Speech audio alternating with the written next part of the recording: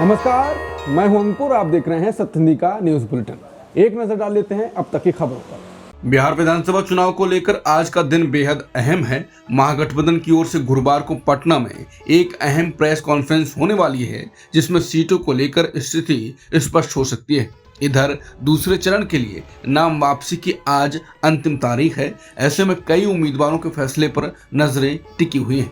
महागठबंधन की कोशिश है कि अंतिम समय तक कोऑर्डिनेशन बनाकर आंतरिक मतभेदों को खत्म किया जाए, ताकि चुनाव में एकजुटता का संदेश दिया जा सके। कर्नाटक के आनंद में वोटर लिस्ट से सही वोटरों को हटाने के लिए हर फर्जी आवेदन पर 80 रुपए दिए गए।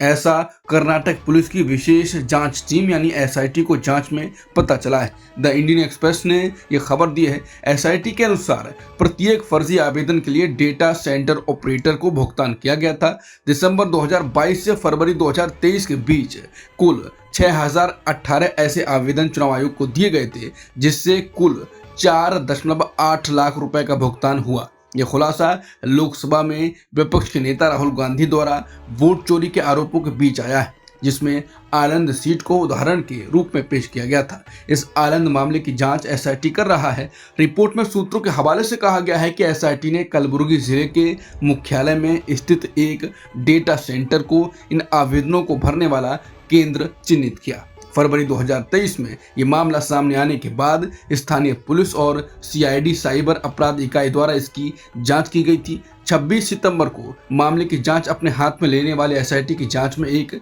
स्थानीय निवासी मोहम्मद अशफाक की संलिप्तता का संकेत मिला। जांच के अनुसार डेटा सेंटर का संचालन मोहम्मद अकरम और अशफाक द्वारा किया जा रहा था, जबकि अन्य लोग डेटा एंट्री ऑपरेटर थे। एसआईटी ने एक लैपटॉप बरामद किया है, जिसका इस्तेमाल फर्जी आवेदन जमा करने के लिए किया गया था। एसआईटी अब इस बात की जांच कर रहा है कि भुगतान के लिए पैसा कहां से आया।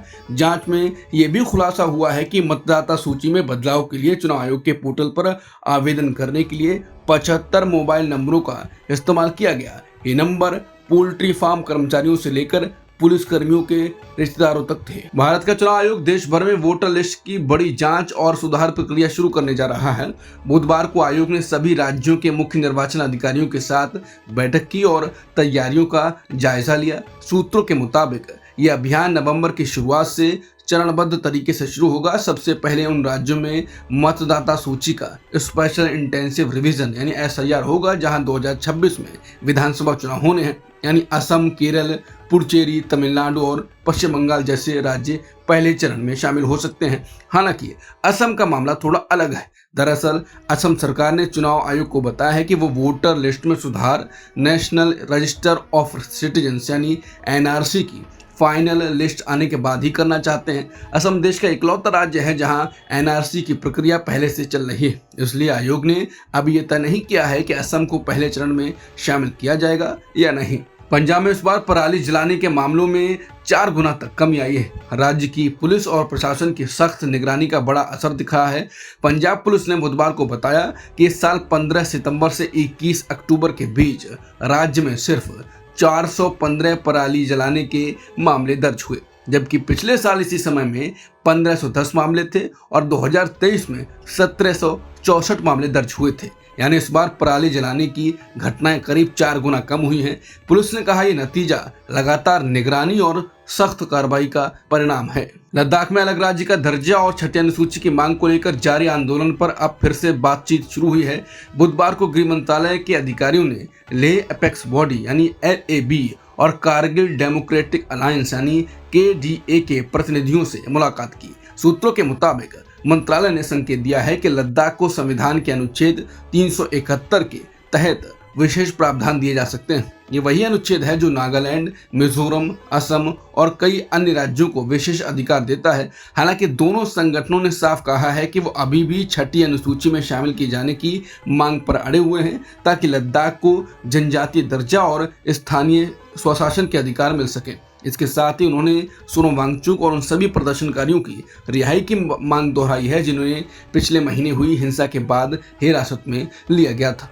कर्नाटक के बिदर जिले के बसव कल्याण में राज्य सरकार के लड़कों के हॉस्टल में काम करने वाले एक संविदा कर्मचारी को नौकरी से हटा दिया गया। वजह रही कि वो राष्ट्रीय स्वयंसेवक संघ की रूट मार्च में शामिल हुआ था। ये घटना 14 अक्टूबर 2025 की है, जब आरएसएस ने अपने शताब्दी समारोह के तहत वसव कल्याण में मार्च आयोजित किया था। इस मार्च में हॉस्टल के सहायक रसोइया प्रमोद कुमार शामिल हुए। बता दें, ये मामला उस समय आया जब राज्य सरकार ने सरकारी कर्मचारियों और आउटसोर्स स्टाफ के आरएसएस कार्यक्रमों में भाग लेने पर निगरानी बढ़ा दी है। भारतीय सेना की बड़ी बैठक आर्मी कमांडर्स कॉन्फ्रेंस गुरुवार से जैसलमेर में शुरू हो रही है। इस बैठक में कई अहम मुद्दों पर चर्चा होनी है। सबसे बड़ा मुद्दा है अग्निवीर योजना में बदलाव। सूत्रों के मुताबिक सरकार अग्निवीरों को रिटेंशन रेट यानी स्थायी भर्ती दर 25% से बढ़ाकर 75% तक करने के प्रस्ताव पर विचार कर सकती है। पहले बैच के अग्निवीर अगले साल अपनी 4 साल की सेवा पूरी करेंगे, इसलिए ये मुद्दा बेहद अहम माना जा रहा है। इस कॉन्फ्रेंस में सेना की टॉप लीडरशिप देश की सुरक्षा स्थिति और नए ऑपरेशनल चैलेंजेस पर भी चर्चा करेगी। कर्नाटक में हाल ही में नेतृत्व बदलाव की अटकलों के बीच सीएम सिद्धरामैया के बेटे यतींद्र सिद्धरामैया ने साफ कह दिया है कि उनके पिता सिद्धरामैया अपने राजनीतिक जीवन के अंतिम चरण में हैं। तो सवाल है कि सिद्धरामैया के बाद उनका उत्तराधिकारी कौन होगा? क्या डीके शिव कुमार होंगे? सिद्धरामैया के बेटे ने तो कुछ और ही संकेत दे दिया है। यतींद्र ने सार्वजनिक रूप से लोक निर्माण विभाग मंत्री सतीश जारकिहोली को अपने पिता का संभावित उत्तराधिकारी बता दिया। तो क्या डीके शिव कुमार की दावेदारी को अब सीधी चुनौती मिल गई है? यतींद्र ने साफ तौर पर कहा है कि सिद्धरामैया जारकिहोली जैसे प्रगतिशील नेता को मार्गदर्शन देकर वो अपनी जिम्मेदारी निभा सकते हैं। ये बयान बेलगावी जिले के चिक्कोड़ी में 21 अक्टूबर को एक कार्यक्रम के दौरान दिया गया। हालांकि सीएम पद पर संभावित बदलाव की खबरों को लेकर सिद्धरामैया लगातार कहते रहे हैं कि वो अपना कार्यकाल पूरा करेंगे। अमेरिका ने रूस पर तेज आर्थिक प्रहार किया है। अमेरिकी वित्त मंत्री स्कॉट बेसेंट ने रूस की 2 सबसे बड़ी तेल कंपनियों रोसनेफ्ट और लुकोइल पर नए प्रतिबंध लगाने की घोषणा की है। यह कदम उस समय उठाया गया है जब रूस यूक्रेन युद्ध खत्म करने की सारी कूटनीतिक कोशिशें नाकाम होती दिख रही हैं और यूक्रेन के राष्ट्रपति लगातार विदेशी सैन्य मदद की मांग कर रहे हैं। स्कॉट बेसेंट ने कहा कि अगर जरूरत पड़ी तो अमेरिका और बड़े कदम उठाने के लिए तैयार है।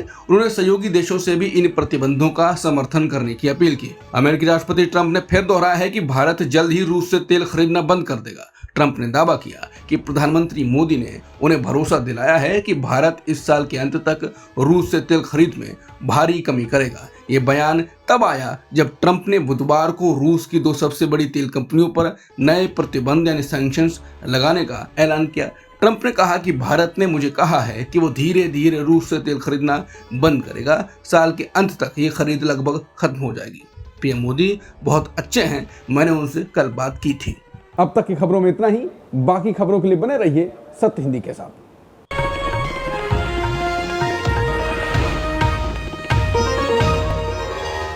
Copyright disclaimer under Section 107 of the Copyright Act 1976. Allowance is made for fair use for purposes such as criticism, comment, news reporting, scholarship, and research. Fair use is a use permitted by copyright statute that might otherwise be infringing.